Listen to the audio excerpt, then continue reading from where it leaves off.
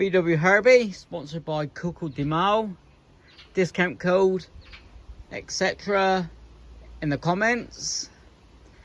Don't know what I was thinking. Just putting the carb on, dizzy on, etc. to get it running. But seeing I'm going to do a full resto, it's just as easy to take it out.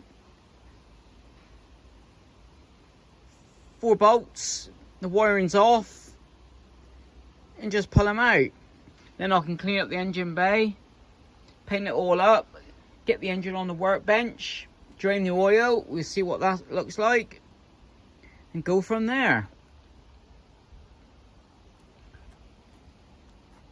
So I'll get them in the workshop end of next week. Yeah, seems having a full resto. Engine out. So the first job's taking the bumpers off, all 4 wings, or if you're in the States or Canada, fenders.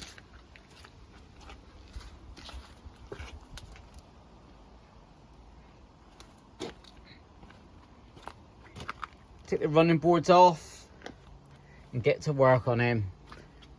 I've got another customer's car in next week as well, so that's all good news. I just went to pick it up, but the starter motor is gone. So we're having that transported next week, next Monday.